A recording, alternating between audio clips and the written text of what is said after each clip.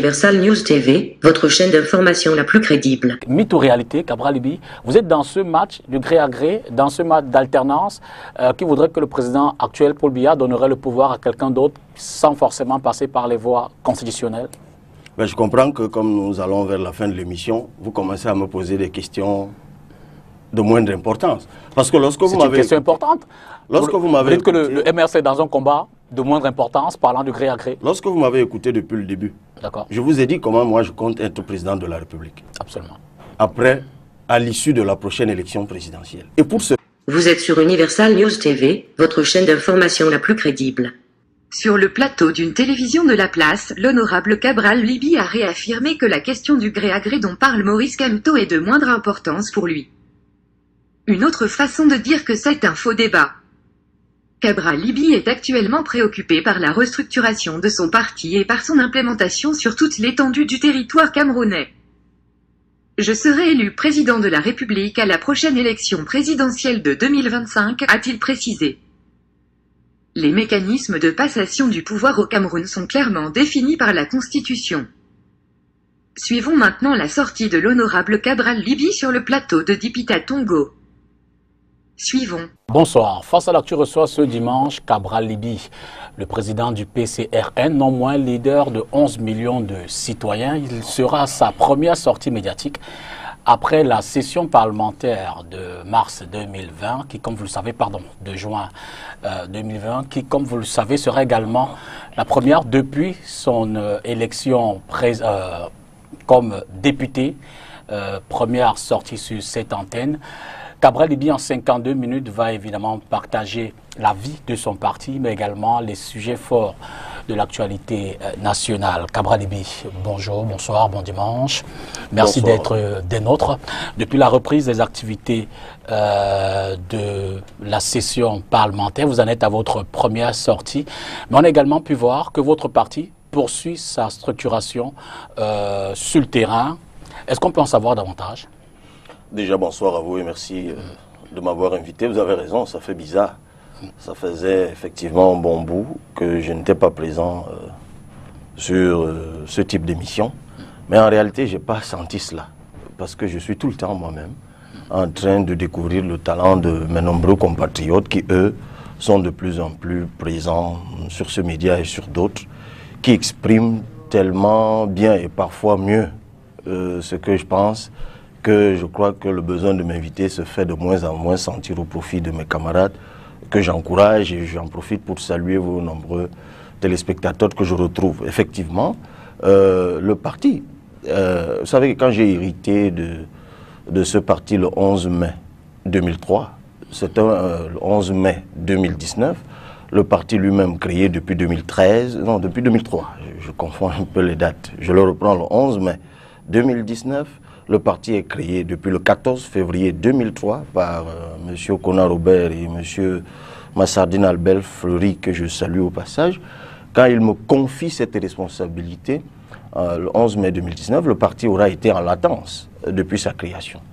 Et l'une des missions qui m'avait été donnée au congrès de Guidigis, c'était de travailler à l'implantation du parti. Alors, avant cela, j'avais moi-même fait, dans le cadre de l'élection présidentielle, de la sensibilisation aux inscriptions, plus de 3 fois le tour du Cameroun. Je dis souvent c'est 3 fois et demi. Donc, à la vérité, il y avait déjà un travail préparatoire qui avait été fait. Maintenant, il convient de consolider tout cela, de solidifier tout cela. Vous ne pouvez pas avoir la prétention de remplacer le parti au pouvoir au Cameroun, qui est là depuis des décennies, et penser que vous le feriez seulement avec ce que nous pouvons faire dans les canaux de communication ou ce que nous pouvons faire dans les grandes métropoles. Ça se joue effectivement dans l'arrière-pays, ça se joue sur tout le pays et nous travaillons donc effectivement à cela. Le Covid-19 est passé par là et a limité ou freiné les activités que nous avions préparées, mais maintenant que ça se relâche petit à petit, ben, nous avons repris avec l'entrain qu'on nous connaît ce travail d'implantation du parti. Et j'ai d'ailleurs signé récemment une circulaire de renouvellement des organes de base. Ça va s'achever au 1er décembre, je crois, c'est jusqu'à fin novembre, dont nous travaillerons d'arrache-pied pour que le PCRN soit le reflet du Cameroun, du nord au sud, de l'est à l'ouest. Et Dieu sait qu'ayant fait 3 fois le tour et demi, comme je vous ai dit, je mesure l'ampleur de la tâche. Le PCRN aujourd'hui, c'est 5 députés, 7 mairies, plus de 200 conseillers municipaux. Au regard de ce déploiement-là, en termes d'opportunités, d'objectifs, qu'est-ce que peut-on attendre à court et moyen terme? L'objectif, il est connu. Je dois être élu président de la République du Cameroun à la prochaine élection présidentielle. Il faut que cela... Sans prétention. Ben, écoutez, c'est une prétention légitime que vous pourriez vous aussi nourrir. Et rien ne dit que ça ne vous arrivera pas. Donc, c'est tout à fait légitime. Je l'ai déjà dit, nous travaillons à cela. Et je remercie une fois de plus encore mes camarades qui travaillent à cela. Mais il y a d'autres élections.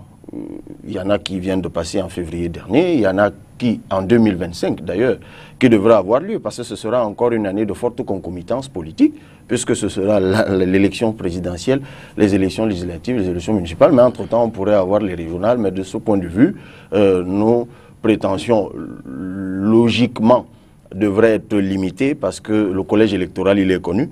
Donc si on peut faire le décompte des électeurs qui sont aux couleurs du PCRN, nous pouvons avoir une petite idée des prétentions réalistes qui peuvent être des nôtres.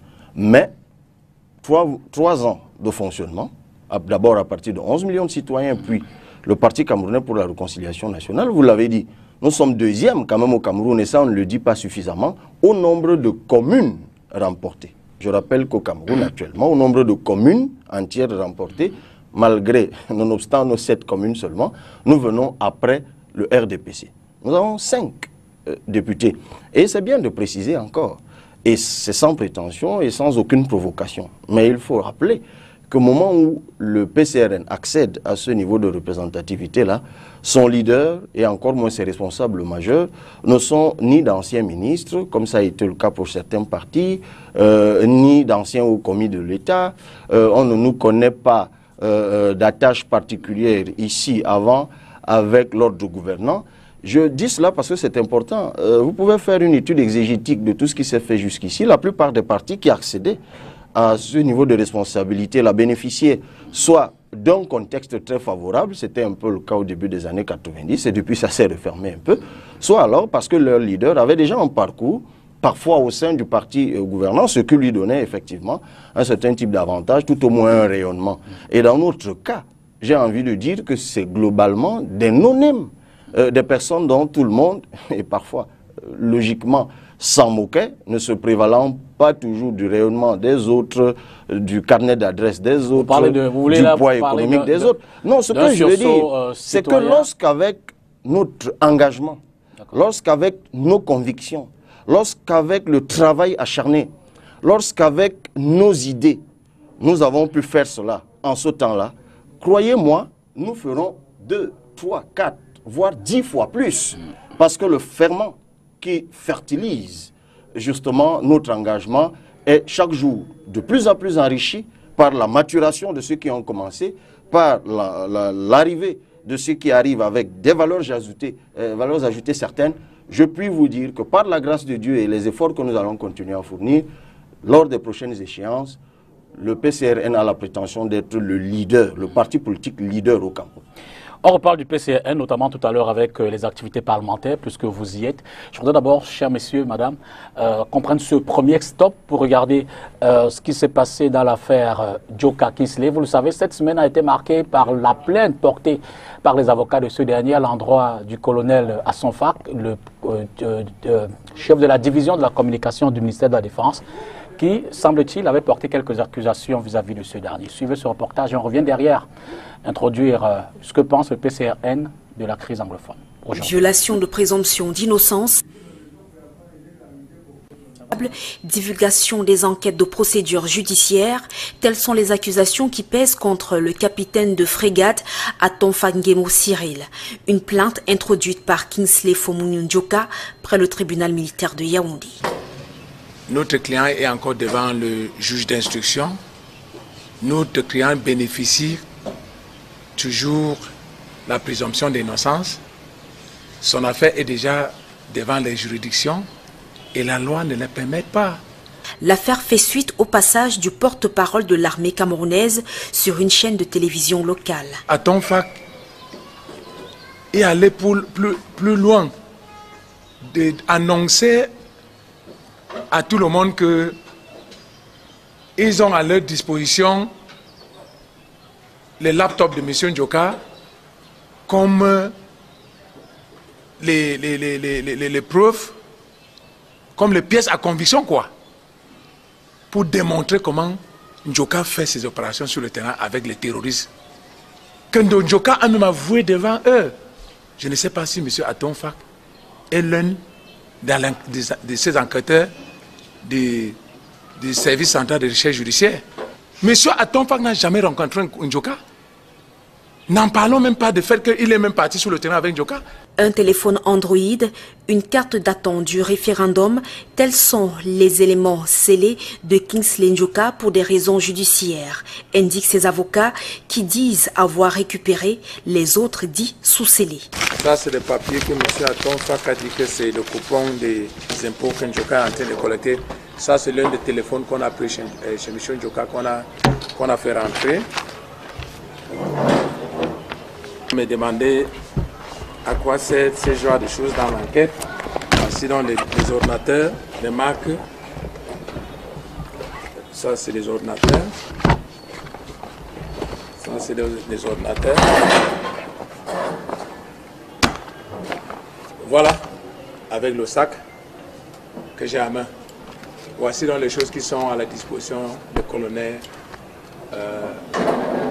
Atom Fak Siringemo, comme les pièces à conviction. Joint au téléphone pour avoir son avis sur le sujet, le colonel Atom Fak a laissé dire, je cite, « Je n'ai pas de réaction ».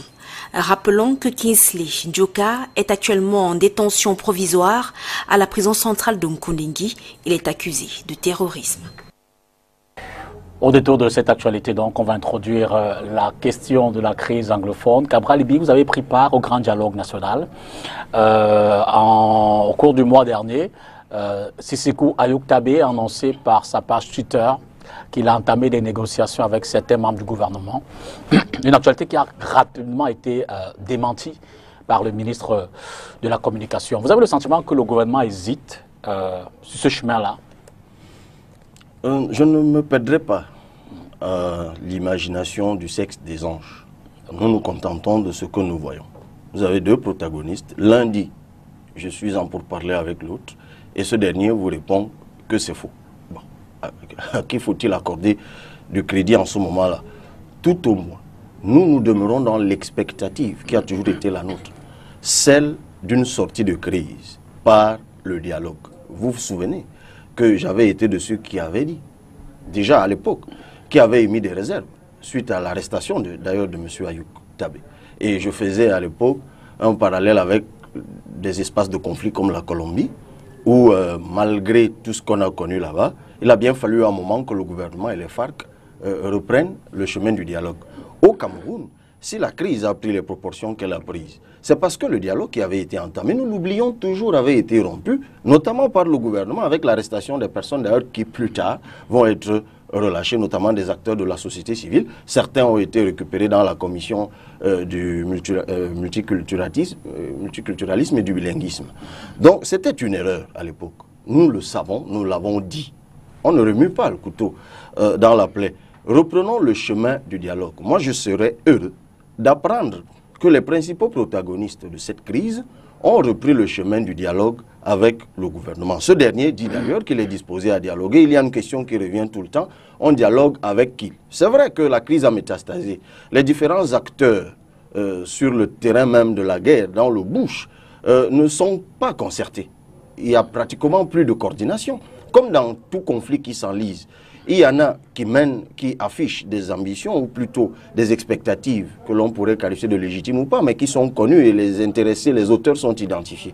Il se crée toujours aussi des branches radicales qui, pour certaines, puisent dans d'autres intentions qui sont hautement condamnables. Mais dans cet environnement, discutons au moins avec ceux qui veulent discuter. Êtes-vous de ceux qui pensent qu'avec ce gouvernement, il n'est plus possible d'avancer, qu'il a tout donné sur la question? Non, je crois qu'il est toujours possible de faire quelque chose lorsque les gens meurent par centaines, par milliers. On n'a pas d'autre raison d'être que de trouver une issue à cela. La paix n'a pas de prix, M. Dipitatonga. Et quand je le dis, je mets sur la sellette notre ego, je mets l'orgueil des uns et des autres. Il faut qu'on fasse tout pour qu'on sorte de cette crise et que les tueries cessent. Et à cet effet, je dis toujours que pour discuter, il faut bien que ceux qui n'auraient jamais dû posséder des armes cessent de les posséder. En d'autres cas, les séparatistes déposent des armes. Non, mais je n'imagine pas autrement. Moi-même, aujourd'hui, vous savez qu'il y a le débat sur le cessez-le-feu. Moi-même, président de la République. Certains acteurs, aussi bien au niveau national qu'international, demandent aux forces de défense et de sécurité camerounaises de déposer les armes, et également aux séparatistes. Vous dites, c'est clairement les séparatistes qui doivent le faire d'abord. Je suis d'ailleurs d'avis avec tous ceux qui demandent aux belligérants de déposer les armes. Mais je puis vous dire ceci. Dans un État normalement constitué, même si c'est moi qui deviens président de la République demain, l'État qui a la mission de protection, la mission de sécurité, la mission de préservation de la souveraineté, ne peut pas déposer les armes avant que ceux qui n'auraient jamais dû les posséder ne les déposent. Donc il est clair que nos militaires devront, pour créer les conditions de paix, rentrer dans les casernes, ranger leurs armes, mais il faut au préalable que ceux qui n'auraient jamais dû posséder les armes et qui sont dans le bush avec ces armes et qui eux aussi continuent à commettre des exactions, il faut qu'ils les déposent. Parce que tant qu'eux, ils ont des armes et qu'ils sont dans la forêt avec les armes, ils justifient effectivement non seulement la possession des armes par l'armée régulière qui de toute façon par nature ne fait que les posséder quand même elles sont rangées, mais elle justifie également que cette armée s'organise à les neutraliser et du coup crée les conditions de dépenses énormes qui elle-même, dans une certaine mesure, mais sous réserve de la gabegie qui a toujours eu lieu, mais elle d'ailleurs aussi, est-ce que votre lecture n'est pas le constat, mais ces dépenses continuent. Votre lecture n'était pas le constat de ce que, pratiquement 9 mois après le grand dialogue national, en décembre, le président de la République a promulgué la loi, du moins l'Assemblée nationale a voté la loi, elle a été promulguée par l'après du 19 décembre sur le Code général des collectivités décentralisées. Donc on allait vers plus de décentralisation avec un statut spécial pour les régions anglophones. Vous dites que malgré tout cela, on est toujours dans le statu quo? Écoutez, on a avancé. On a le statut spécial, tout au moins dans sa forme nominale. Mais vous connaissez la position du PCRN là-dessus. La forme donnée à ce statut spécial, de notre point de vue, n'est pas satisfaisante. Je crains même qu'elle participe de l'exacerbation des tensions. Mais évidemment, en ce moment-là, nous avons exprimé tout cela. Donc, il convient également à nous, les députés, puisque je rappelle que la loi portant collectivité territoriale décentralisée, au sein de laquelle il y a ce statut spécial, est une production parlementaire. Donc, nous aussi, les parlementaires, nous participons de la construction de la paix. Et je suis de ceux qui, et je saisis encore cette occasion, vous me direz, je dois le faire à l'hémicycle, mais je le fais là-bas. Je profite également pour tenir l'opinion à témoin de ce que je ne cesse de dire à mes collègues députés, que notre responsabilité aussi, tout au moins dans la production des propositions de loi, notre responsabilité aussi de participer à la construction de la paix. Et que cette loi de décembre 2019 doit encore être révisée pour avoir la forme que nous souhaitons pour la paix. Ça, c'est une chose, ça c'est la loi. Mais nous regrettons également d'autres choses. Depuis que le grand dialogue national a eu lieu, en réalité, on ne devrait même plus se perdre à beaucoup d'analyses parce que le travail qui a été fait à Yaoundé à cette occasion était de haute facture. Je l'ai toujours dit. Rarement dans notre pays, les hommes de bonne volonté, des femmes de bonne volonté ne se sont associés autant dans un tel esprit de cohésion pour une sortie de crise. Il appartient maintenant à ceux qui doivent implémenter ce qui en a été décidé de le faire.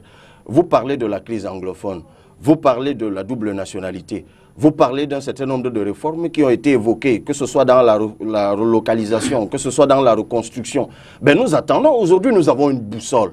C'est celle de recommandation de ce grand dialogue national. Il appartient au président de la République et à son gouvernement d'implémenter ce qui a été décidé par ceux-là même qui ont été convoqués par eux-mêmes à ces assises-là. Donc, nous savons aujourd'hui ce qu'il reste à faire. Et j'interpelle encore le président de la République, j'interpelle les uns et les autres pour que ce qui a été décidé au grand dialogue national soit fait. En tout cas, moi, précisément. Ben, écoutez, je viens de vous le dire, sur les collectivités territoriales décentralisées, ce grand dialogue, ce statut spécial devrait avoir une autre forme qui réponde véritablement à l'autonomie. Et on peut dire ce qu'on veut. À cette occasion, on l'oublie. Nous avons proposé, nous au PCRN, le fédéralisme communautaire. Et je rappelle souvent que cette proposition qui a fait l'objet d'interprétations diverses et pour la plupart malsaines, était une solution à la crise anglophone. Et je continue à dire que nous ne pouvons pas rester autant captifs de ce qui a été importé. Donc aujourd'hui, au-delà des clivages linguistiques et culturels, nous devons reconstituer ce que le Cameroun n'a jamais cessé d'être, c'est-à-dire un peuple qui s'est mis ensemble pour avoir son indépendance et sa réunification. Et ça, c'est quelque chose de fondamental. Et là-dedans, il faut donc loger l'autonomie réelle. Peut-être qu'on fait un pan sur la décentralisation ou la régionalisation, mais c'est de cela qu'il s'agit. Prenez l'affaire par le bout que vous voulez. La culture anglo-saxonne est une culture d'autonomie depuis la nuit des temps. C'est différent du Cameroun francophone qui a connu l'indigénisation ou l'indigénat comme on veut. C'est une culture différente. Que le gouvernement central accepte, c'est une interpellation que nous faisons, de concéder aux Camerounais ce qu'ils souhaitent. C'est bien beau de le dire aujourd'hui sur des plateaux de télévision, mais ce qu'on observe, c'est que l'Assemblée nationale, je veux dire la dernière session, ne s'en est pas saisie. Les députés n'ont pas à nouveau posé cette question. Je veux dire, si vous avez remarqué que la situation n'est pas totalement décantée, on aurait pu en parler. Qu'est-ce qu'on peut retenir du bilan des 5 députés du PCRN à l'issue de cette session parlementaire à l'Assemblée nationale notamment? Alors un bilan extraordinairement élogieux. Parce que justement, nous n'avons fait que ce que le peuple nous a envoyé faire là-bas. C'est-à-dire poser les problèmes qui concernent les Camerounais, émettre des réserves quand il le faut, lorsqu'un certain nombre de textes sont soumis à notre examen, interpeller le gouvernement lorsqu'il s'endette, et même j'ai envie de dire s'endette. Alors nous, on n'a fait que ça. Et nous avons d'ailleurs pris l'habitude de prendre l'opinion à témoin. Parce que jusqu'ici, en tout cas lorsque nous sommes arrivés, on a senti bien, on a bien senti cette perception négative que l'opinion globalement a du parlementaire. Les gens se disent, ils servent à quoi? C'est d'ailleurs pour ça que depuis trides polémiques naissent tout le temps, qui ont trait à des futilités, parce que les députés, on se dit dans le fond, c'est une caisse de résonance, c'est ce que le gouvernement va décider qui va se passer. Mais ça me laisse toujours aussi un petit sourire en coin. Parce que je suis sûr que sur ce plateau, plusieurs fois je suis venu dire à mes compatriotes, si nous voulons que ça change à l'Assemblée nationale, inscrivons-nous massivement sur les listes électorales. Tiens, j'en profite pour le dire encore, ça s'achève le 31 août. Votons et envoyons à l'Assemblée nationale des personnes qui peuvent faire ce que nous attendons d'elles. Nous sommes 5. Je rappelle que sur 180 députés, un parti, celui qui est majoritaire, a plus de 150 députés. Donc sur le jeu du nombre, c'est difficile qu'on s'en sorte. Mais je l'avais dit à l'entrée, à défaut d'avoir la faveur du nombre, nous nous battrons pour avoir la faveur de la pertinence. Et notre bilan, c'est celui de la pertinence. Que ce soit sur la loi sur les statistiques, la loi sur les gorilles, la loi sur l'activité postale, mais ça c'était même en mars, la loi, l'ordonnance récemment à cause du Covid-19, le débat d'orientation budgétaire et toutes les lois, la loi sur les associations artistiques et culturelles. Nous avons fait du mieux, du meilleur que nous pourrions faire. Si l'enjeu au départ était d'essayer de faire bouger les lignes, et qu'à l'arrivée on se dit, on n'a que 5 députés, on a essayé d'être pertinent, les lignes n'ont pas bougé, est-ce que c'est pas une façon de donner raison à ceux qui disent aujourd'hui, il ne fallait donc pas y aller? À quoi sert d'y aller, sachant que rien ne peut bouger? N'est-ce pas un départ ou alors une participation simplement pour des intérêts individuels, Cabral Libi? Non, pas du tout. Écoutez, ce que nous avons déjà aujourd'hui, et quand vous parlez de lignes, on ne parle pas de lignes matérielles, on parle de lignes immatérielles. Ce que nous avons aujourd'hui, c'est le fruit d'un combat. Il ne faut jamais l'oublier. Parce que si nos ancêtres, nos ascendants avaient réfléchi comme cela, il n'y aurait jamais eu de lutte pour l'indépendance. Il n'y aurait jamais eu de lutte pour la réunification. Je vous rappelle que ceux qui entraient au maquis à l'époque, ceux qui se levaient à l'époque, qui étaient des personnes comme nous, instruites comme nous, ayant tout leur avenir devant eux, ben, c'était perdu d'avance. Ils n'avaient que leurs mains et leur conviction, leur intelligence, leur volonté, leur engagement. Ça a pris le temps que ça a pris. Les lignes, comme vous dites, ont fini par bouger. Moi, je ne perds pas espoir. Nous sommes là, voilà, deux sessions passées à l'Assemblée nationale. Et moi, je voudrais dire ici une chose que beaucoup de compatriotes ne savent pas. Et c'est peut-être parce que les rapports des commissions spécialisées, il y en a 9 à l'Assemblée nationale. Chaque fois qu'une loi arrive, elle est dirigée d'abord en commission spécialisée. Et les rapports des commissions spécialisées ne sont pas souvent publiés. Et souvent, la presse ne s'y intéresse pas beaucoup. Et lorsque les uns et les autres vont commencer à s'y intéresser, ils comprendront que lorsque les députés et moi, j'avoue que j'en ai été impressionné. Souvent, lorsque nous nous sommes retrouvés en commission spécialisée, lorsque les députés commencent à critiquer le texte, à interpeller les représentants du gouvernement, à un moment, vous vous demandez lesquels sont du parti au pouvoir, lesquels sont de l'opposition. C'est déjà quelque chose de bien. Moi, je tiens modestement à féliciter mes collègues pour ce que j'ai vu. D'ailleurs, il y a un esprit... Vous l'observez peut-être aujourd'hui parce que vous êtes, comme vous l'avez dit, nouveau à l'Assemblée nationale. Je vous le dis encore. Depuis 92, la critique fait partie du débat à l'Assemblée nationale. Je vous le dis on a pu le voir avec le SDF notamment, par exemple. Écoutez, je parle de ce que j'ai vécu. Lorsque vous aurez ici quelqu'un qui a été là avant, il vous dira mieux ce qu'il y a vu. Mais s'il l'avait souvent dit, je le saurais aussi, parce que je suis connecté tout le temps sur vos antennes. Et j'y suis souvent passé avec certains d'ailleurs.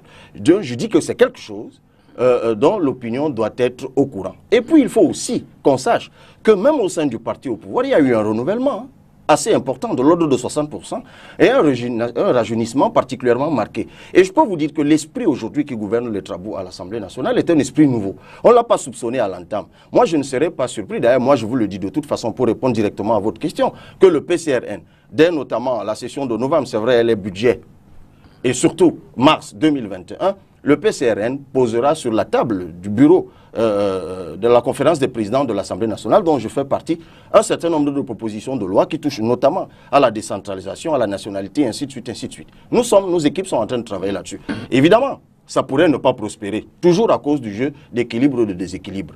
Mais comme je vous l'ai dit, les lignes, elles sont immatérielles. Nous sommes dans la construction. Et moi, je vous dis que les lignes sont en train de bouger. Les lignes, elles sont là. Elles sont d'abord dans la conscience de ceux qui doivent décider. Elles sont dans le cœur même de ceux qui ont été investis par les Camerounais. Et je reste convaincu que quand je parle aux autres députés, donc pour certains, même s'ils sont du parti au pouvoir, ont peiné pour se faire élire, tout au moins ceux qui nous ont affrontés. Il y en a qui nous ont battus et qui ont peiné, même quand ils ont triché. Je leur dis souvent à l'Assemblée nationale, il y a même une technologie et une sophistication de la fraude devant laquelle je suis bien obligé de m'incliner aussi par respect parce que j'avais jamais imaginé que des humains pouvaient frauder autant. Donc, ces gens ont peiné d'une façon ou d'une autre pour être là. Et je reste convaincu que par les temps qui courent, par les horizons qui se profilent, avec le contexte qui se dessine, eh bien même ceux qui veulent sauver leur peau vont agir différemment. Et moi, je fais confiance à ces personnes. Un fait qui a retenu l'attention, notamment à moins qu'il y a suscité une sortie assez forte du ministre des Finances, certains députés, parmi lesquels ceux du PCRN, donc vous, ont posé la question de la dotation des véhicules. Évidemment, ce qui a fait charrier l'opinion. Y a-t-il eu un problème au niveau du PCRN pour entrer en possession de cette dotation? Les gens se sont dit, nous sommes en pleine session Covid et vous demandez à recevoir vos dotations véhicules, Cabral Libye? D'abord, les députés n'ont pas demandé à recevoir de dotation véhicules. D'accord. Vous qui sembliez être très informé de ce qui s'est souvent passé avant, c'est d'ailleurs le budget de l'année d'avant qui prévoit cela. Donc à chaque début de législature, au Cameroun, et pas d'ailleurs seulement au Cameroun, il y a une dotation de véhicules pour les parlementaires. Et il me semble que c'est normal. Et d'ailleurs, personne n'a remis cela en cause. Je pense que le débat que vous soulevez est celui du contexte. C'est-à-dire, certains se sont dit, mais pourquoi eux, ils ont des véhicules au moment où nous sommes dans le... Nous sommes dans le Covid.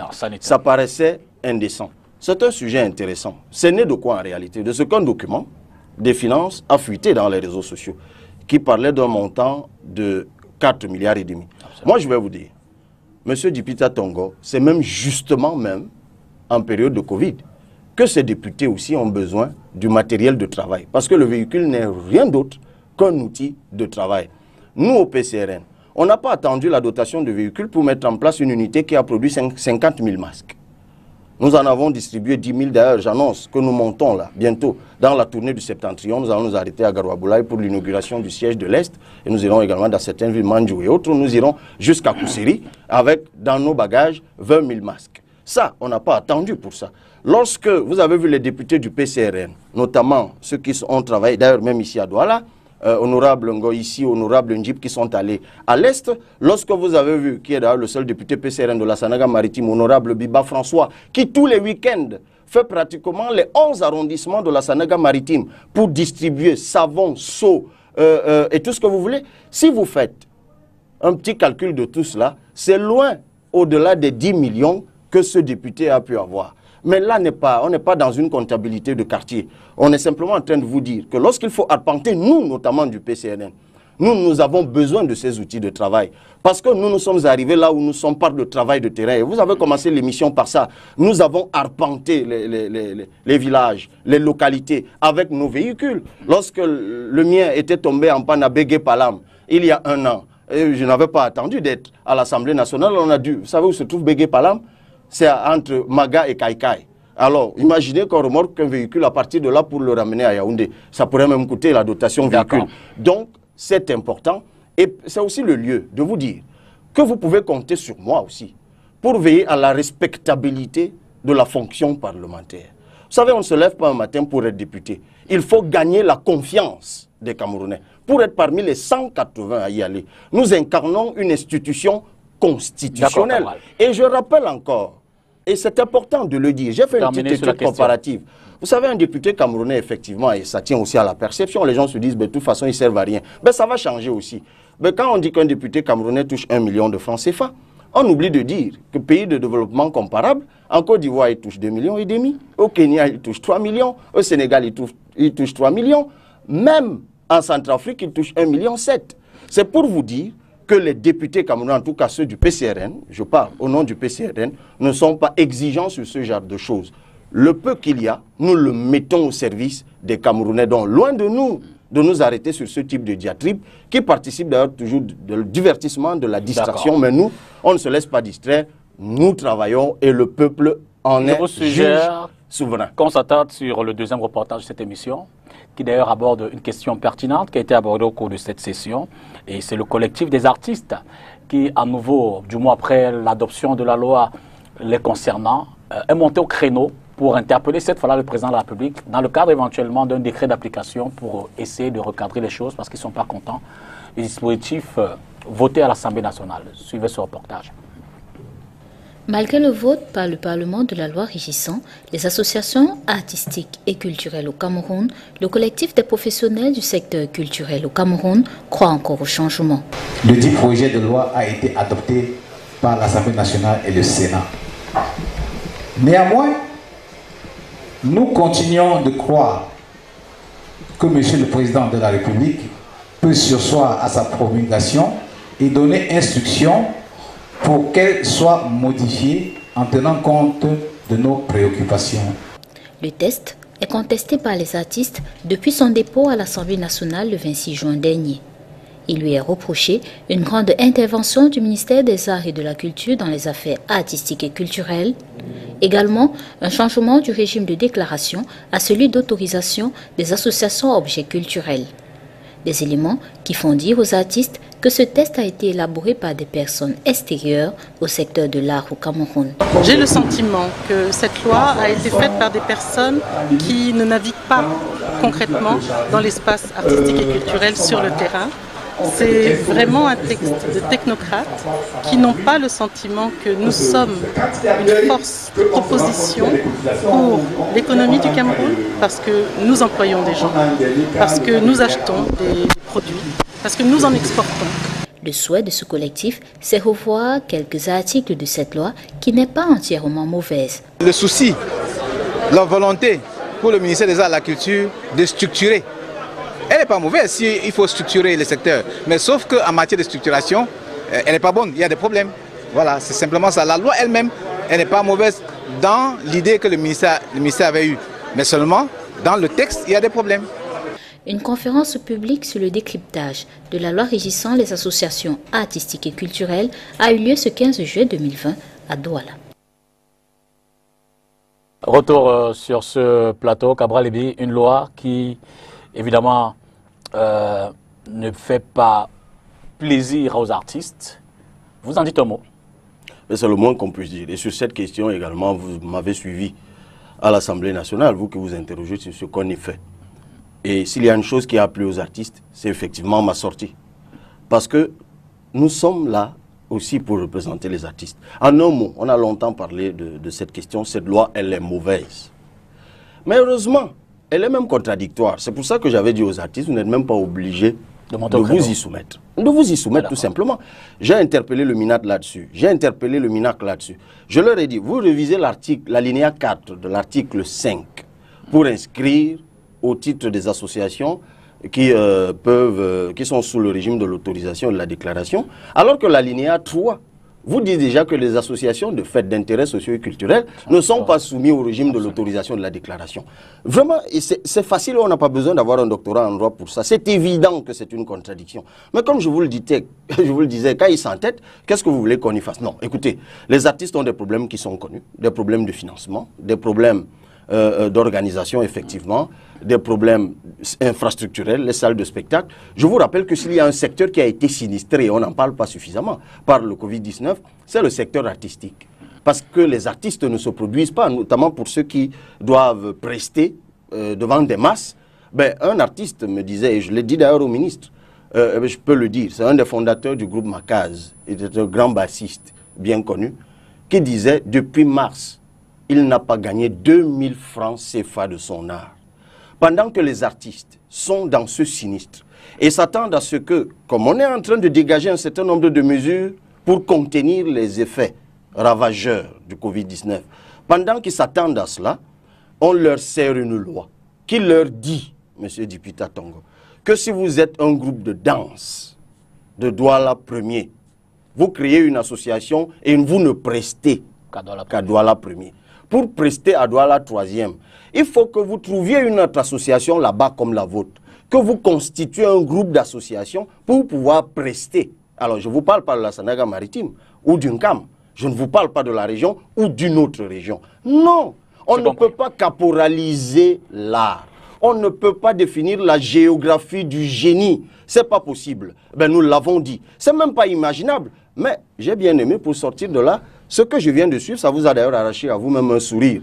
Lorsque j'ai écouté le président tout à l'heure du Conseil qui dit que la loi, elle était très bonne dans l'idée que le ministre lui seul se faisait dans sa tête, mais le texte est mauvais. Il faut donc le réviser et compter sur nous au PCRN. Nous allons proposer de le réviser et j'espère que mes collègues qui ce jour, lorsque je m'exprimais, tout au moins semblaient opiner du regard, pas forcément de la tête, ils pourront soutenir cela. Décentralisation, 6 mois après, quel regard, Cabral Libye notamment, je l'ai dit tout à l'heure, vous êtes responsable d'un parti qui a 7 mairies et plus de 200 conseillers. 6 mois après, vous dites, nous sommes sur le bon chemin, il y a encore des difficultés, le gouvernement doit faire plus. Qu'en dites-vous aujourd'hui? Ben, il y a des difficultés. Nous sommes encore loin du compte. Et vous avez d'ailleurs suivi aussi ma volée de bois vert à l'Assemblée nationale lorsque j'ai appris de la bouche du ministre des Finances que cette année encore, on n'appliquerait pas ce que la loi a dit. Je rappelle que la loi dont nous parlions tout à l'heure de décembre 2019 a consacré la dotation générale de la décentralisation. Ce n'est pas nouveau, mais elle a bien précisé qu'elle serait assise sur 15% des recettes de l'État. Ça n'a pas été le cas en 2020 parce que la loi a été adoptée seulement en décembre 2019, donc au même moment que la loi de finances. Ce n'était pas faisable. Mais ça doit être fait en 2021. Mais pourquoi le gouvernement refuse de le faire? Toutes les raisons qui sont données sont fallacieuses. Ça se résume à une seule chose. Le gouvernement continue à freiner les 4 fers pour la décentralisation. Et c'est étonnant, M. Dipita Tongo. Parce que moi, j'ai envie de dire au gouvernement qu'il n'y a pas meilleure chose à faire que de décongestionner l'État central et de permettre aux élus locaux, qui, mieux que les élus locaux, peuvent le mieux répondre aux aspirations du peuple dans un pays où l'État est absent. C'est des analyses que nous avons souvent faites. Il faut permettre aux élus locaux de faire leur travail. Donc, je continue à interpeller le président de la République. Je continue à interpeller le gouvernement pour que cette avancée, obtenue de haute lutte par les Camerounais, soit implémentée dès 2021. Quels sont vos moyens de lobbying au Parlement, à l'Assemblée nationale? Je veux dire que tout le temps vous interpellez, et après vous regrettez que le gouvernement en fait à sa tête. À quoi bon ça sert donc d'interpeller si jamais rien ne se fait comme vous le souhaitez, comme ceux qui vous ont élus, ceux qui vous ont voté le souhaitent? Vous savez, je crois fondamentalement au Cameroun. D'accord. Je crois fondamentalement aux Camerounais. Je ne suis pas naïf. Je suis conscient de la pesanteur politique d'une discipline de parti. Mais les compatriotes que je rencontre, les personnes que je rencontre à l'Assemblée nationale, lorsque vous les isolez de l'ensemble, c'est des personnes pour certaines extraordinairement douées et pour certaines patriotes. Donc je reste convaincu. Vous me demandez mes moyens de lobbying, il y en a plusieurs. Mais le plus évident est celui que je suis en train de déployer en ce moment. La grâce que le Seigneur m'a donnée de pouvoir m'exprimer et de parler à mes compatriotes. Cette grâce, je l'utilise autant que je le peux.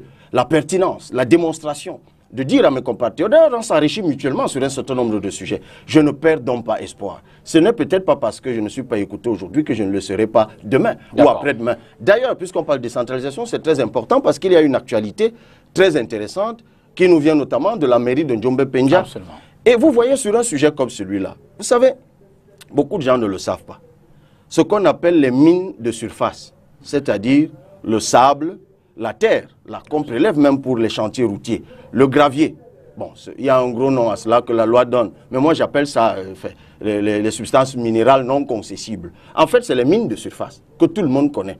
Cette loi dit que l'exploitation de ces mines de surface est exclusive aux collectivités territoriales décentralisées, qui pourraient donc le faire en régie, qui pourraient le faire en concession, ainsi de suite. Sauf que le Code minier de 2016 continue à donner à l'administration minière, c'est-à-dire au ministre de Mines, l'exclusivité de la délivrance du titre d'exploitation, alors qu'une loi dit que cette exploitation est exclusive au CTD. Donc, il y a là une révision légale à faire. Mais bien plus, j'ai découvert, en approfondissant la recherche sur cette question, qu'en fait, en 2018, dans la commune de Kolmetet, il y a une expérimentation qui a été faite sur l'exploitation avec un document qu'on appelle la lettre de voiture. La lettre de voiture qui a été instituée par le Code OHADA, le droit des affaires, l'acte uniforme OHADA de 2003, est un contrat de transport. En fait, qui doit mentionner, par exemple, ce que la voiture transporte, le volume qu'une voiture transporte et qui est l'acheteur de ce que la voiture transporte. C'est un document qui existe, vous vous souvenez même à l'époque, lorsqu'il y avait la question avec les transporteurs et autres, la lettre de voiture est revenue. En fait, le jour qu'on va instituer la lettre de voiture dans ce pays, on pourra, sur l'exploitation des mines de surface, dégager pas moins de 700 milliards de francs CFA.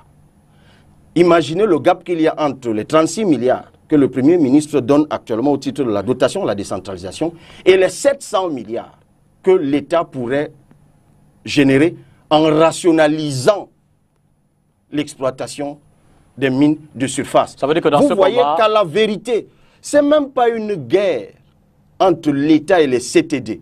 Tout le monde y gagne. Par exemple, vraiment un petit exemple. Quand vous voyez, on vous dit, il y a une taxe superficielle, il y a une taxe d'extraction lorsqu'on exploite, par exemple la pouzzolane. Et il y a la taxe de transport, c'est 3 000 francs. Ça va de 1 000 francs à 3 000 selon le tonnage. Mais prenons le cas de la taxe d'extraction qui est de 200 francs au mètre cube pour les substances meubles comme le sable et de 350 au mètre cube pour le gravier, les substances dures. Vous vous rendez compte que c'est un impôt, enfin c'est une taxe à péréquation. Donc tous les ans, cet argent est prélevé. Sauf que cet argent n'est pas réparti au CTD. Parce que 25% de cet argent, 10% pour financer l'assiette, c'est-à-dire les administrations, et 65% au trésor public. D'abord, on devrait pouvoir inverser, puisque c'est l'exploitation exclusive de CTD. Mais on se rend compte que même les 25% qui doivent revenir aux communes de cet impôt à péréquation, qui devrait donc subir la même péréquation que la RFA, la redevance forestière, la taxe sur le développement local ou le timbre automobile. On se rend compte que le FECOM ne repartit toujours pas. Parce que depuis la loi organisant le FECOM de 2018, c'est lui qui centralise et distribue les impôts à péréquation. Et vous vous rendez compte que même ces 25%, si on les donnait, en la combinant à la lettre de voiture dont je vous ai parlé tout à l'heure, on dégagerait l'argent qui suffirait même pour financer les CTD, sans qu'on en soit à se taper dessus, même sur les 15%. Et dans ce combat, on voit bien que vous rejoignez l'idée, l'esprit de Paul-Éric Kinguin. Est-ce qu'on peut penser à une alliance au-delà de ce combat entre le PCRN et le MPCN, le parti de Paul-Éric Kinguin? D'ailleurs, on a pu voir ces dernières semaines qu'il y a eu une forme de rapprochement, une forme de politesse entre vous, ces deux leaders. Cabral Libby, Paul-Éric Kinguin, c'est envisageable? Mais absolument. Et moi, je ne suis pas pour les unités organiques pour les fusions. Donc quand j'envisage l'alliance politique au Cameroun, je le dis pour le MPCN, pour d'autres partis d'opposition, dès que nous sommes convergents, pour moi la meilleure alliance, c'est l'alliance d'action.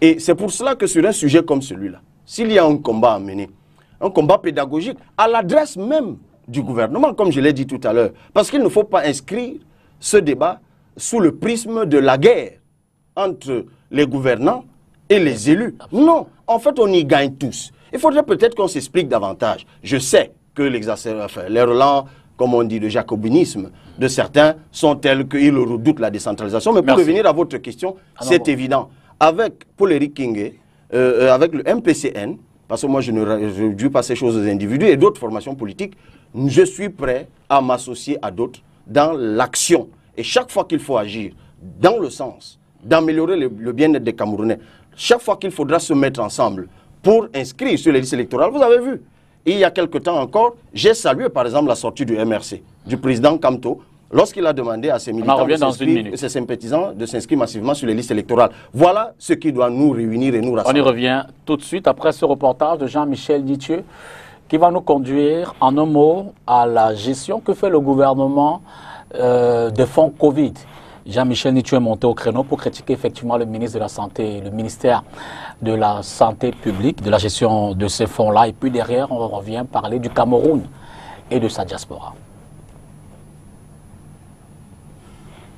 Au lendemain de la deuxième session parlementaire ordinaire le 9 juillet dernier, l'honorable Jean-Michel Nitieux dénonce l'absence au cours des travaux d'un échange entre les députés et le ministre de la Santé publique au sujet de la maladie à coronavirus. Toute une session parlementaire sans l'ombre du ministre de la Santé publique, alors qu'on est en pleine pandémie du Covid-19, déclare le député SDF dans un post qu'il a publié le 10 juillet sur les réseaux sociaux. À cet effet, l'honorable Jean-Michel Nitieux demande si le ministre de la Santé avait peur de s'expliquer sur la gestion catastrophique de cette pandémie devant la représentation nationale. Fin de citation. Dans le même ordre d'idée, le député SDF de Vouy-Est dans le littoral estime que le nombre sans cesse croissant de cas de coronavirus et de décès au Cameroun démontre, je cite, que le plan de riposte n'est pas efficace. D'où sa proposition relative à la mise à la disposition des médecins, personnels soignants du public et du privé, ainsi que des naturopathes et tradipraticiens, des moyens conséquents pour lutter de manière efficace et efficiente contre le coronavirus. Pour conclure, l'honorable Jean-Michel Nitieux affirme qu'à défaut d'une commission d'enquête parlementaire, la gestion de tous les fonds Covid-19 devrait tout au moins faire l'objet d'une enquête diligentée par les services compétents de la République. Fin de citation. Droit à temps, alors qu'il nous reste environ un quart d'heure. Cabral Libby, parlons de la diaspora camerounaise. On la sait, hein, elle a 2 temps. Il y a cette diaspora qui tous les jours manifeste, dénonce le gouvernement, mais il y a une diaspora dont on ne parle pas souvent, dont on ne parle pas assez et dont on ne parle pas beaucoup, qui, au fil du temps quand même, se démarque dans l'implémentation, alors dans les différents pays d'accueil où ils sont, se démarque à travers les actions qu'ils mènent. Quel regard vous jetez à l'égard de cette diaspora, de toutes les diasporas que le Cameroun compte à l'international? Mais écoutez, la diaspora camerounaise est comme le Cameroun lui-même. Elle est plurielle. Et ce que j'ai l'habitude de dire, c'est qu'il n'y a pas lieu de se focaliser uniquement sur un seul visage de cette diaspora. Cette diaspora qui tempête, qui est frondeuse et qui est dans son droit le plus absolu. Tout comme ceux qui résident au Cameroun sont dans leur droit de militer dans le parti qu'ils veulent et d'exploiter le cadre légal qui leur est offert pour manifester. Les ambassades, par exemple? Évidemment, non. Ceux qui détruisent les ambassades, ceux qui détruisent tout court, qu'ils soient de la diaspora ou au Cameroun, sont effectivement à condamner. On ne peut pas vouloir le changement en détruisant les acquis que nous avons déjà. Moi, j'aime pas m'attarder sur cette autre diaspora. En travaillant sur le terrain, et quand je dis terrain, je ne parle pas que du terrain Cameroun triangulaire, je vais aussi à la rencontre de nos compatriotes. Eh bien, moi, j'ai découvert un autre visage de la diaspora. Des Camerounais talentueux, des Camerounais impressionnants partout où ils se trouvent. Et ce qui est saisissant, c'est que ces Camerounais veulent se mettre au service, pour certains même bénévolement, de leur pays.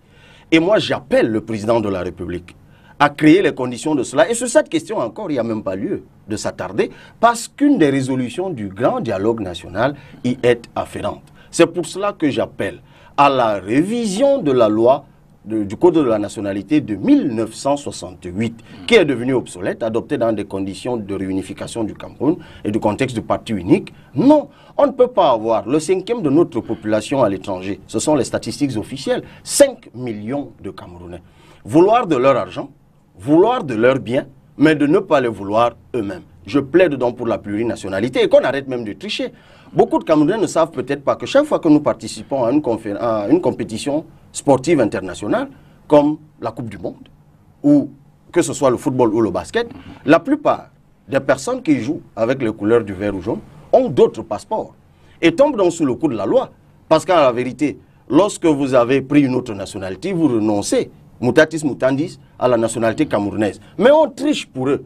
Donc lorsqu'on a besoin des Camerounais d'origine, qui ont pris une nationalité étrangère pour s'intégrer à la NBA, pour s'intégrer dans le championnat espagnol, on leur fabrique notamment des passeports pour pouvoir les montrer à la FIFA pour faire la feuille de match. Mais pourquoi nos grands artistes, qui eux aussi se sont imposés, pourquoi on ne leur donnerait donc pas des passeports notamment lorsqu'ils rentrent au Cameroun? Parce qu'eux aussi font la fierté du Cameroun. Arrêtons de tricher.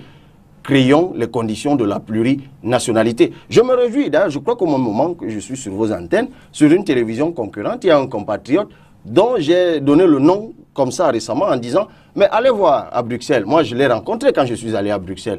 Un jeune Camerounais de 36 ans qui est le directeur adjoint du bureau du FMI à l'Union européenne. C'est le tout premier Africain à occuper ce poste. Diplômé de l'université de Yaoundé.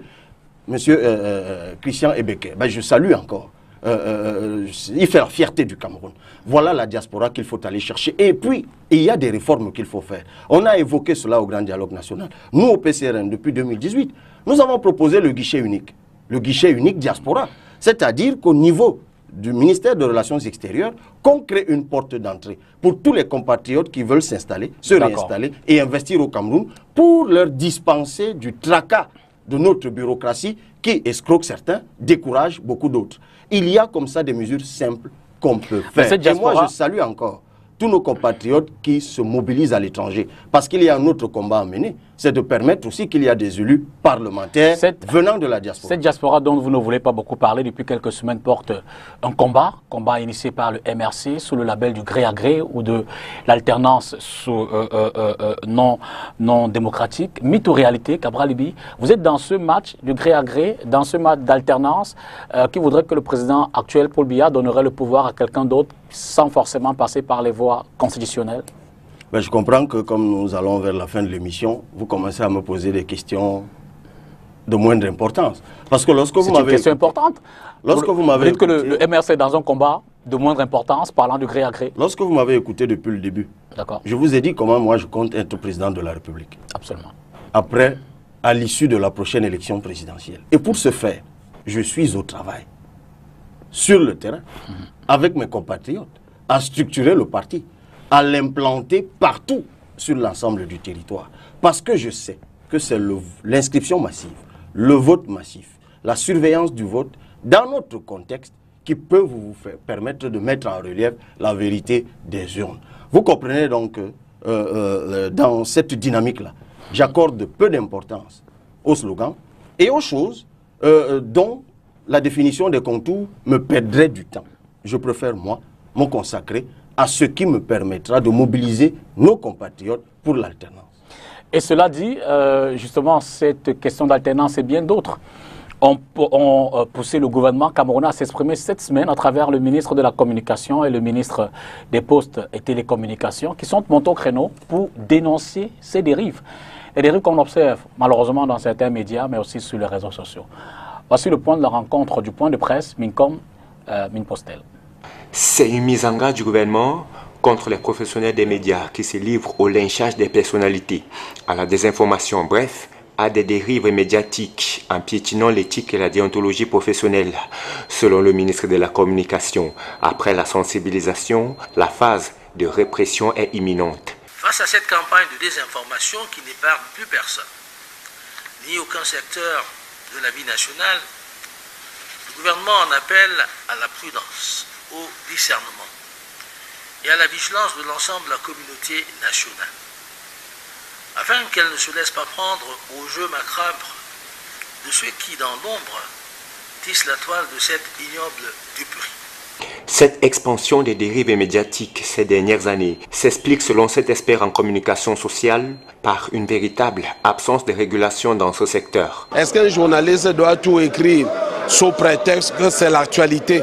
Il y a des choses qui se disent sur les radios, qui s'écrivent dans la presse, qui se disent dans les télévisions et qui n'honorent pas notre pays, qui n'honorent pas notre profession. Cabral Liby, justement cette question des réseaux sociaux, passe d'armes entre Richard Bona, Joseph-Antoine Bell, passe d'armes entre Richard Bona, Belkatobi, passe d'armes entre Richard Bona et Sam Bende. Vous, quelle lecture vous en faites? Je veux dire, vous en êtes souvent, vous avez souvent été victime, mais je veux dire qu'on a également vu souvent vos soutiens répondre ou être à l'initiative de ces matchs qu'on observe sur les réseaux sociaux. C'est la démocratie. Simplement. Elle est en très bonne santé. Simplement. Eh bien oui. Le débat n'est pas interdit aux musiciens. Le débat n'est pas interdit aux sportifs. Le débat n'est pas interdit aux artistes. Il n'y a pas de zone exclusive dans le débat public. Les uns et les autres ont le droit de dire s'ils sont d'accord ou pas avec ce qui se fait au Cameroun. Y compris dans la dérive. Chacun utilise ses mots. Non, mais je ne serai jamais partisan de dérive. Jamais. C'est même pas imaginable. Et je mène un travail quotidien de discipline dans la formation politique qui est la mienne, qui est le PCRN, et derrière ceux de mes compatriotes, ceux de mes camarades du parti, qui eux d'ailleurs aussi se retrouvent dans les réseaux sociaux, qui la plupart du temps cèdent à la provocation. Vous savez que moi j'ai fait l'objet de toutes sortes d'accusations de colibé et tout, et je peux comprendre des fois la colère des miens, mais je ne rate pas l'occasion de les rappeler à l'ordre. Pendant qu'on parle, Eric Ngando va certainement nous mettre à l'antenne ces images qui évidemment ont fait l'objet de railleries sur les réseaux sociaux. Cet appel, ou alors cette, je veux dire, cette sortie sur Twitter où vous dites que le MRC vous rejoint dans la lutte, du moins dans la sensibilisation davantage des populations pour l'inscription massive. Une sortie qui a suscité la réaction du secrétaire national à la communication de ce parti, que voilà, qui vous rappelle sagement qu'en réalité le MRC, lui, il y est depuis le 14 février 2013. Vous dites, Cabral, que vous êtes dans un match qui, je veux dire, a été précédemment joué par les autres partis politiques. C'est le bilan qui est important. Il n'y a pas de triomphalisme à être rejoint ou à rejoindre les autres. Nous-mêmes, en entrant en politique, on y a trouvé d'autres. D'ailleurs, on y a retrouvé le MRC. Et vous vous doutez bien que si le MRC est allé à des élections, avant même que le PCRN ne soit géré par nous aujourd'hui, ben, ça veut dire que par le passé, ils avaient forcément appelé à s'inscrire. Sinon, ils ne seraient pas allés aux élections avec des prétentions clairement exprimées. Donc le débat n'est pas là. Moi, je suis heureux simplement qu'aujourd'hui, ce n'est pas une affaire de qui a la plus grosse tête ou le nez le plus long. Non, le débat n'est pas là. Le débat, c'est que nous sensibilisions nos compatriotes à s'inscrire massivement et le moment venu à voter massivement et à défendre. En un mot, quelle lecture faites-vous de la stratégie MRC? Non hold-up électoral, on ne va pas aux élections, il n'y aura pas d'élections tant que le code électoral n'est pas refait, la crise sociopolitique dans le Nord-Ouest n'est pas terminée. Aujourd'hui, il demande à s'inscrire sur la liste électorale, il dénonce le gré à gré, il dénonce l'alternative. Dans ces stratégies, quel regard vous y jetez-vous? C'est que c'est une stratégie propre au MRC. D'accord. Et si vous saviez le temps que je mets avec mes équipes à définir la nôtre, vous comprendriez simplement que ce qui nous intéresse, c'est d'observer ce que font nos concurrents et de capitaliser sur leurs erreurs. Et c'est ça qui nous permettra, nous, d'arriver à la victoire. Je vous l'ai dit, ce qui compte pour nous, chaque fois qu'il y aura élection, nous irons aux élections. Et nous nous battrons pour les remporter. C'est ce que je vous dis. Y a-t-il un problème, Noran Fossing, au PCRN? Quelques faits. À peine l'élection passée des municipales et législatives, vous arrivez au Parlement. Ensuite vient le Covid. Noran initie une action de collecte des fonds. Loin du parti, on a l'impression. Rencontre de MINAD, rencontre de Mi-Santé, loin du parti. Et puis cette semaine, vous rencontrez la presse dans le cadre d'un déjeuner de presse. Noran n'est pas là. Y a-t-il un problème fondamental dans la gestion de ces élus? On sait par exemple qu'il y a eu un maire qui est sanctionné en ce moment. Qu'est-ce qui se passe véritablement au PCRN? Non, il y a 2 maires qui ont été sanctionnés. Et pas seulement 2 maires. D'ailleurs, d'autres conseillers municipaux après les élections. Ils ont été sanctionnés par le conseil de discipline pour 3 ans parce qu'ils n'avaient pas suivi la ligne qui avait été donnée par le parti dans la désignation des exécutifs communaux. Il faut que cela soit clairement dit comme cela. On a communiqué largement là-dessus. Maintenant, au PCRN, il n'y a pas de problème sur un député en particulier. Mais ça a dû vous échapper. Après l'élection, j'ai donné 6 mois à tous les élus du PCRN pour que chacun s'exprime, fasse ce que bon lui semble, tant que ce n'est pas illégal, aille là où il veut, marque son terrain. Donc, si je devrais vous dire pourquoi l'honorable Nouran Fotsing était ici et pas là-bas, je devrais aussi vous dire pourquoi l'honorable Ngoïsi était ici et pas là-bas, l'honorable Njip était ici et pas là-bas, l'honorable Luba était ici et pas là-bas. Dans un gouvernement d'IA aujourd'hui, vous dites? Vous seriez-vous prêt à entrer dans un gouvernement d'IA? Je l'ai toujours dit. Je suis disposé chaque jour qui se lève à servir mon pays à tous les niveaux de pouvoir, tant que les exigences qui sont les nôtres sont satisfaites. Et sur cette question de gouvernement, je considère que c'est une question qui n'a jamais eu lieu, qui ne s'est jamais posée, parce que la seule personne avec qui je peux en parler, c'est celui qui a remporté l'élection présidentielle, qui doit me dire s'il a besoin de moi ou pas, et s'il peut répondre aux conditions qui sont celles du PCRN. C'est donc un débat de distraction. Nous travaillons à le remplacer à la prochaine élection présidentielle. Pour terminer, il n'y a pas d'élection gouvernementale. L'élite Bassa a lancé un mot d'ordre depuis quelque temps, ou du moins une motion. Ils appellent à la constitution d'une grande, un grand espace, une forme de région essentiellement au Bassa. Vous y adhérez, vu de ce côté? Est-ce que ce n'est pas une forme de repli identitaire qu'on dénonce pour certaines autres régions? Écoutez, il y a même une région dans ce pays qui est quasiment mono-ethnique. C'est la région de l'Ouest. C'est 8 départements, dont 7 sont Bamileke. Est-ce que c'est un repli identitaire? Donc, pour le cas des Bassa, il me semble même que cette région avait déjà existé. Merci. La région de la Grande Sanaga. Donc, ils sont légitimes d'avoir de la nostalgie. La crise anglophone, ne l'oubliez pas, a des relents nostalgiques. Merci infiniment, Cabral Liby, de nous avoir accordé ce dimanche. C'est 60 minutes. Les élections restent le seul moyen par lequel on peut accéder au pouvoir au Cameroun. Tout ce que Maurice Kamto raconte partout dans les réseaux sociaux n'est qu'un faux débat qui n'intéresse personne. Il faut dire que Cabral Liby est de plus en plus pressenti comme la figure emblématique de cette jeunesse camerounaise prête à prendre la relève. Ici, Daniel Sophie pour Universal News TV. Merci de suivre Universal News TV sur YouTube. Nous vous rassurons que les informations que nous diffusons au quotidien sont suffisamment crédibles. Alors, n'hésitez pas à liker la vidéo si elle vous plaît, et si vous êtes nouveau sur la chaîne. N'oubliez pas de vous abonner et d'activer la cloche de notification pour ne pas rater nos prochaines vidéos.